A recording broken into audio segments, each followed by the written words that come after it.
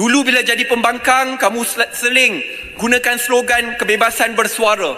Tetapi bila sudah berkuasa, hipokrit, tutup mulut rakyat biasa. Ini perkara salah dan perlu kita bangkit dan lawan bersama.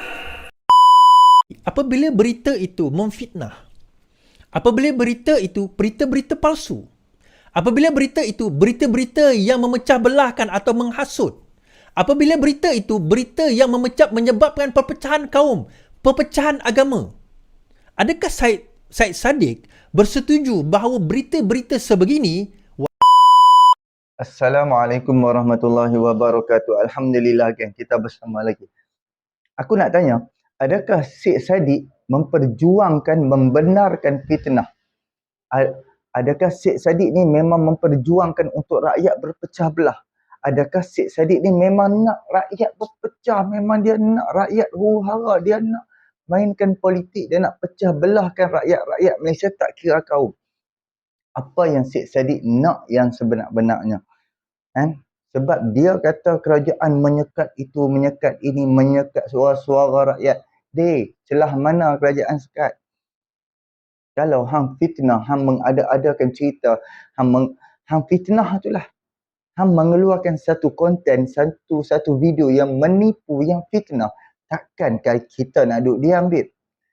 Takkanlah kerajaan nak duduk diam. Aku akan bawa dengan hampa bersama dengan Iswadi menjawab hujah Syed Saddiq yang mangkak ni. Iswadi dapat bagi kita fikir dengan apa yang dah berlaku di dalam Perikatan Nasional dan apa yang dah dibuat oleh Perikatan Nasional, dan sekarang Syed Saddiq bersama dengan Perikatan Nasional. Takkanlah Syed Saddiq jadi setan bisu. Takkanlah Syed Saddiq duk nak pertahankan fitnah-fitnah yang mereka dah buat. Takkanlah Syed Saddiq nak membenarkan fitnah-fitnah yang mereka buat. Inilah hipokrit, anak muda yang paling hipokrit. Dia dekat diri dia tu kita jelas, kita nampak dia tu hipokrit. Tapi dia tak mengaku diri dia hipokrit, dia kata dekat kita hipokrit. Sebab tak kena kat hang Syed Saddiq. Cuba bayangkan hari ni hang menjadi Perdana Menteri, hang menjadi menteri, orang fitnahkan hang, orang aibkan hang, orang menipu soal peribadi hang, soal kehidupan hang, soal kuasa hang ataupun soal jawatan hang. Apa hang rasa Syed Saddiq? Apa hang rasa Syed Saddiq? Sebab kena kat atas batang hidung hang. Tapi sekarang tak kena dekat atas batang hidung hang. Apa yang kami bicarakan soal kes pecah amanah, kes yang hang curi duit yang hang buh ke dalam akaun ASB tu, itu benda real. Memang benar perkara yang benar berlaku. Memang benar-benar berlaku. Yang hang lakukan dan dibicarakan di dalam mahkamah. Tak payah sembang wahai Syed Saddiq. Jom aku nak bawa dengan hampa. Dan satu lagi, Hak Yang Muhyiddin Yassin. Hak Yang Muhyiddin ni pula dia duk tengah pening dengan pertuduhan dia yang digugurkan dan juga pertuduhan hak yang dia buat, hak yang dia curi sepanjang zaman dia memerintah. Dia duk tengah peningah, dia duk tengah pening. Macam mana dia nak selamatkan diri dia? Macam mana dia nak selamatkan, dia nak elak daripada dibicarakan di mahkamah? Jadi aku nak bawa dengan hampa bersama dengan Iswadi dan menceritakan soal Syed Saddiq dan soal Muhyiddin. Muhyiddin tidak boleh rayu ke Mahkamah Persekutuan Pendakwaan untuk pendakwaan lah. Hang dah curi. Kalau Muhyiddin tak jadi Perdana Menteri, adakah duit hampir 300 juta masuk ke dalam akaun bank? Cuba fikir, kalau Muhyiddin tak jadi Perdana Menteri, kalau Muhyiddin dia gagal tebuk atap, gagal buat pintu belakang, adakah akan ada duit yang bernilai 232.5 juta dan ada lagi duit lain lagi hampir 300 juta akan masuk ke dalam akaun Parti Bersatu? Cuba fikir. Adakah Parti PAS dapat mampu? Wallahi unipah.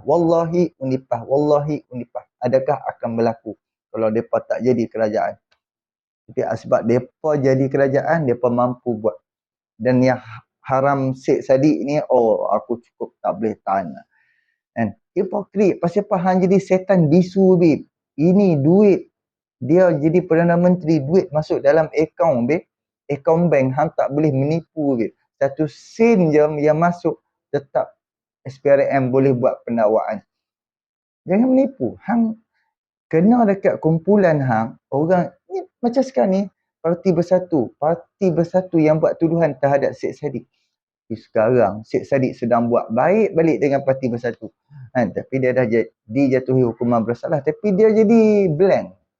Kalau hampa tengok Syed Saddiq, dia nak hentam pembangkang hari ni. Pembangkang pun, aku pun pembangkang juga. Dia dah jadi mangkak, bahalul. Jadi jom sama-sama kita dengar apa yang diperkatakan oleh Iswaldi Mauni. Minggu lepas saya bangkitkan berkenaan isu censorship meningkat 40 kali ganda. Kerajaan memberikan respon. Ini bukan berkenaan isu sekatan, ini berkenaan berita palsu. Mungkin mereka sudah lupa bila mereka berada di kerusi pembangkang yang lawan akta berita palsu, mereka bila di kerusi pembangkang. Sebab itu nasihat saya, dulu bila jadi pembangkang, kamu seling gunakan slogan kebebasan bersuara. Tetapi bila sudah berkuasa, hipokrit, tutup mulut rakyat biasa. Ini perkara salah dan perlu kita bangkit dan lawan bersama. Perkara sebegini, jikalau kamu rasa tidak betul, lawan dengan hujah, fakta dan data. Kamu mungkin boleh mendiamkan satu kedua mulut orang. Kamu mungkin boleh cuba sebaik mungkin untuk membeli dan mengugut mereka yang lawan dengan kamu. Okey. Syed Saddiq mengatakan 40% berita telah disekat kerana berita tidak benar. Now, dalam perbincangan dalam Syed Saddiq itu, dia gagal, sebagai seorang penghujah, sepatutnya dia memberikan satu contoh. Apakah berita tidak benar yang disekat oleh kerajaan tapi sebenarnya benar? Arti kata, dia kenalah membawakan hujah bahawa ini contoh berita-berita. Dia sebut berita ni, dia cakap berita ni. Maka itu yang, tapi kamu sekat. Sedangkan berita ni betul, benar, mengkritik kerajaan. Tetapi kamu sekat. Itu kita setuju. Itu kita setuju. Tetapi, apabila berita itu memfitnah, apabila berita itu berita-berita palsu, apabila berita itu berita-berita yang memecah belahkan atau menghasut, apabila berita itu berita yang menyebabkan perpecahan kaum, perpecahan agama, adakah Syed Saddiq bersetuju bahawa berita-berita sebegini wajar dilepaskan begitu saja? Dia lupa bahawa walaupun kalau kita belajar dalam civil society pun, kalau kita belajar tentang keberadaban sekalipun, adab dan keberadaban, ketamadunan itu dia ada had dia. Walaupun pada negara yang paling orang kata memperjuangkan free speech, dia ada had dia. Hadnya pada berita-berita tidak benar, berita-berita palsu, tak berlaku, dikatakan berlaku. Apa perasaan Syed Saddiq kalau tiba-tiba ada orang memfitnah Syed Saddiq? Dia boleh saman kalau sekiranya kita tahu siapa orang itu. Kita boleh cari rumah dia, kita boleh hantar surat saman kepada dia. Tapi kebanyakan guna fake account. Kita tak boleh nak trace. So apa yang kita boleh lakukan? Dia sebarkan berita, kata perkara ini berlaku, perkara itu berlaku. Ini perkara tidak benar berlaku. Banyak contoh kalau kita nak kemukakan. So, bila Syed Saddiq berhujah bahawa kerajaan ini hipokrit, so adakah Syed Saddiq juga memperjuangkan fitnah?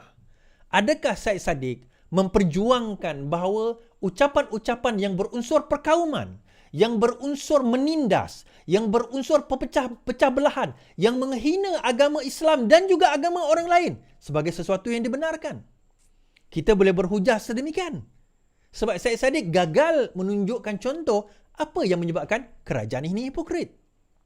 Now, zaman kita jadi pembangkang dahulu, kalau Syed Saddiq ingat, kita tak pernah fitnah. Ada pun jarang-jarang berlaku sebagaimana yang berlaku sekarang ini.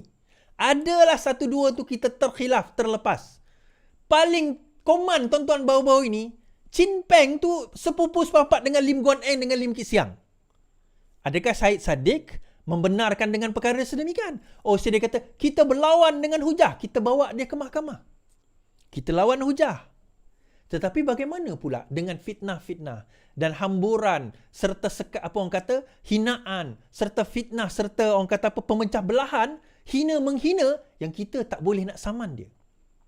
Sebab itu geng-geng ni pakai fake account. Sebab dia tahu kita tak boleh cari dia. The moment kita boleh cari dia, bolehlah kita nak bagi tangkap atau kita nak bagi saman dia. Kalau dia fitnah kita. Tetapi sebab dia tahu dia berguna fake account. Saya tengok TikTok saya sendiri pun, hari-hari akan ada orang rajin buat fake account. Saya tahu dia fake account mudah je tuan-tuan. Follower dia 20, follower dia 10, follower dia 50. Saya tahu ni account baru buat. Kemudian dia tukar-tukar account. Dia sebenarnya orang yang sama. Dia tukar-tukar account. Dia ada 20, 30 account yang sama. Sebab kita boleh nampak daripada cara penulisan. Sebenarnya kita tahu orang yang sama. Dia pemain dia tak ramai. Tetapi sebab mereka guna fake account, maka mereka boleh fitnah. Dia sebenarnya macam ni. Syed Saddiq tak pernah kena lagi. Yang Syed Saddiq kena, betul kita kata kerajaan hipokrit. Tetapi sekurang-kurangnya, kerajaan tak sakau duit. Macam Syed Saddiq. Kena sebat. Alright. Habis kita kat situ. Pandai-pandai korang lah. Nak macam mana nak mengenakannya. Okay, cerita Muhyiddin Yassin pula tuan-tuan. Muhyiddin tidak boleh Mahkamah Persekutuan pendakwaan. Undang-undang tidak membenarkan Muhyiddin Yassin membuat rayuan ke Mahkamah Persekutuan kerana kes rasuah utamanya bermula di Mahkamah Session, kata seorang anggota pasukan pendakwaan. Timbalan Pendakwa Raya Wan Syarudin berkata demikian di Mahkamah Session Kuala Lumpur semasa sebutan pagi tadi berhubung kes salah guna kuasa dan pengubahan wang haram terhadap bekas Perdana Menteri itu. Dia berkata kes itu masih kekal di Mahkamah Session setelah Mahkamah Raya memerintahkan ia kembali semula untuk ke Mahkamah Session bagi tujuan lain. So dia macam mana tuan-tuan? Dia macam ni. Mahkamah kita ada 5 yang asas lah. Dia ada magistrate, dia ada session, dia ada mahkamah tinggi, dia ada mahkamah rayuan, dia ada mahkamah persekutuan. So biasanya menurut perlembagaan kita ada 2 hak untuk merayu. Semua orang ada 2 kali hak merayu. Tetapi isunya dalam kes Muhyiddin Yassin ini, kes itu bermula di mahkamah session. Setelah dia didapati tidak bersalah kerana ada defect, maka dibawa ke mahkamah rayuan. So dia lompat mahkamah. So sebenarnya tak perlu lagi sebab dah melalui 2 kali, dia kira sebagai 2 kali rayuan. So tak boleh nak merayu lagi ke Mahkamah Persekutuan sebab dia bermula dari mahkamah session. So adakah hujah ini boleh diterima? Itu terpulang kepada hakim lah, tapi okey juga, reasonable juga sebenarnya. Dia tak boleh langkau. Sebab kes Muhyiddin Yassin adalah kes yang bermula di mahkamah session. So menurut hujah pihak pendakwa, berkemungkinan kes itu tidak boleh didakwa, tidak boleh dirayu lagi kerana sudah pun melalui rayuan yang terakhir.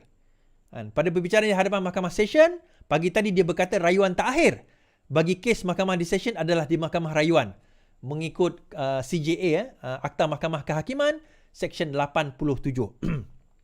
Perkataan tersebut menyatakan bahawa sebarang rayuan yang timbul daripada perkara di mahkamah session hanya boleh dibawa paling tinggi pun berakhir di mahkamah rayuan.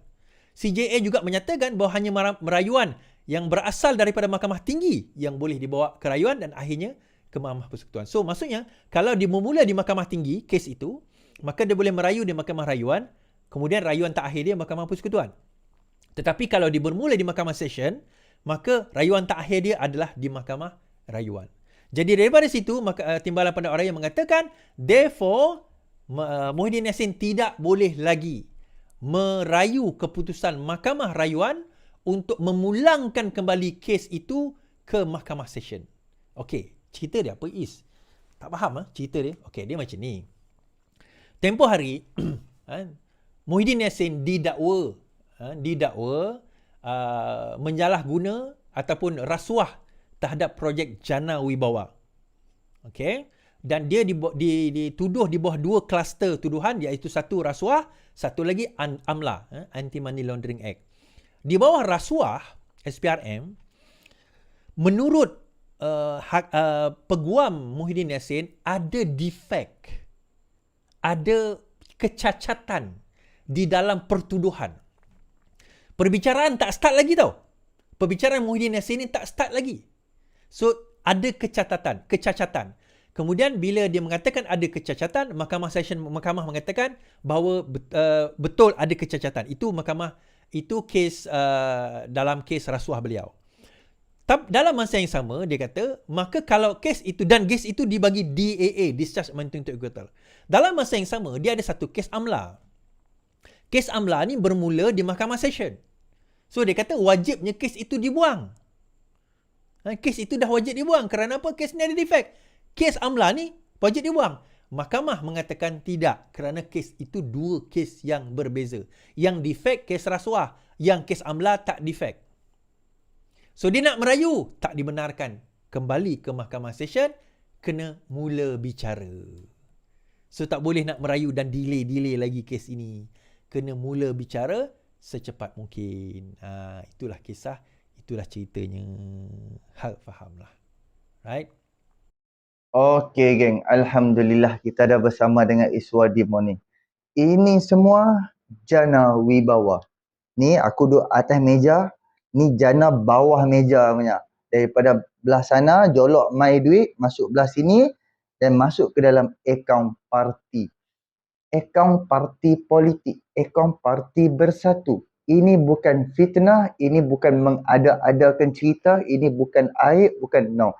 Ini benar berlaku. Duit masuk dalam akaun. Sebab tu orang kata, dulu hang kata kat Najib ni mangkak, Najib ni bodoh sebab rasuah tibuh dalam akaun bank. Tambah pun dalam akaun bank peribadi Najib Razak. Sekarang, kita ingat ke, hang takkan buat macam tu. Hang ingat apabila duit rasuah yang hang terima, duit haram yang hang terima, hang tak bubuh ke dalam akaun peribadi, tapi hang pi bubuh ke dalam akaun parti. Itu yang syok. Sumber duit tu mai daripada mana? Sumber duit tu, okey, duit tu mai daripada siapa? Daripada syarikat. Okey, kira macam duit tu orang yang masukkan duit ke dalam akaun bank parti bersatu tu daripada Solihin, syarikat Solihin. Sebagai contohlah, akaun syarikat yang masukkan ke dalam akaun bank parti bersatu tu daripada syarikat Solihin. Jadi rupa-rupanya Solihin ni tersenarai di dalam yang menerima projek Jana Wibawa. Faham tak? Syarikat Solihin ni dia dapat projek daripada kerajaan persekutuan. Dia dapat daripada Jana Wibawa. So, kenapa dia ni dapat projek di bawah pemerintahan Muhyiddin sepanjang Muhyiddin jadi Perdana Menteri. So, syarikat ni tiba-tiba dia buat masuk ke dalam akaun parti bersatu berapa puluh juta ataupun berapa ratus juta. Faham? Ada lagi satu syarikat lain pula disebabkan dia bagi kelulusan, orang panggil kebebasan cukai ataupun pelepasan cukai kepada syarikat ni. Sebab dia bagi pelepasan cukai tu, syarikat tu bagi duit, masukkan duit ke dalam akaun parti bersatu. 100 juta lah. Ada syarikat lain pula, dia dapat sesuatu daripada kerajaan, dia buat masuk ke dalam akaun parti bersatu. So, sebab tu pertuduhan yang dikenakan kepada Muhyiddin salah guna kuasa. Sebab kuasa yang Muhyiddin ada waktu tu, kuasa sebagai Perdana Menteri. Tambah dia buat darurat, dia tutup negara, dia tutup sepadan, dia buat PKP kan. So, duit kerajaan pumpam naik berbelas bilion setiap minggu, duk hutang sana hutang sini. Bila semak balik, orang yang dapat syarikat tu sak. Tengok parti bersatu baru ni depa dedahkan, itu 2000 awal tahun 2023, setiap parti politik depa kena declare kepada ROS duit parti depa, akaun bank depa kena declare lah. Setiap tahun, setiap parti politik, setiap NGO, setiap NGO wajib declare kepada macam ROS. Tapi sebelum dia declare tu, dia tersebar statement bank. Apabila tersebar statement bank tu, yang kantor you. Bila tengok balik tu, dia gila babe. 2020, 2021, duit ada 300 juta duit yang masuk. Dan baki ada lagi 40 juta saja. Sebab tu kita tengok pilihan raya betapa mewahnya mereka. Jadi apabila dituduh di mahkamah, dia tiba-tiba pertuduhan tu cacat, Muhyiddin Yassin dapat dilepaskan dan dibebaskan. Lepas tu pendakwa raya pun buat buat balik rayuan dan hakim membenarkan pendakwaan itu diteruskan hari ini. Apabila diteruskan, Muhyiddin pun pening sekarang, lepas tu dia duk minta dia dibicarakan di mahkamah tinggi, lepas tu mahkamah seperti mana yang disampaikan oleh Iswardi tadi. Jadi sekarang ni dia duk tengah bela. Nah, dia duk tengah bela, tak ada nak fikir. Lepas tu dengan dia nak kena fikir perlembagaan parti dia lagi, tak boleh melompat. Macam mana dia nak gubal. Sekarang ni pula baru-baru ni apabila Parti Bersatu dia dah luluskan perlembagaan parti, kalau ahli-ahli parlimen daripada Parti Bersatu yang menyokong Perdana Menteri, automatik akan digugurkan. Okey, memang daripada Parti Bersatu memang dah lulus, tapi dia belum menyampaikan kepada ROS. Sebab parti-parti lain semua dah buat dah. Semua dah buat dah perlembagaan ni. Hanya Parti Bersatu je. Sebab dulu, mereka punya plan, dia dapat curi ahli-ahli parlimen daripada pembangkang. Ahli-ahli parlimen daripada UMNO ke, daripada PKR ke, daripada parti-parti lain. Tapi harapan dia tu gagal. Harapan dia adalah orang dia yang melompat, orang dia yang bagi sokongan. So dia terpaksa buat satu undang-undang dan sekarang ni ROS belum luluskan lagi. Tapi daripada segi parti memang dah lulus, memang dah selesai dah depa gubal perlembagaan parti, tapi belum sampai kepada ROS. Jadi korang apa semua faham, kita jumpa untuk video yang akan datang. Boleh tolong subscribe, like, komen dan share. Terima kasih banyak yang mana tak tekan iklan, yang mana support. Alhamdulillah, terima kasih banyak. Assalamualaikum.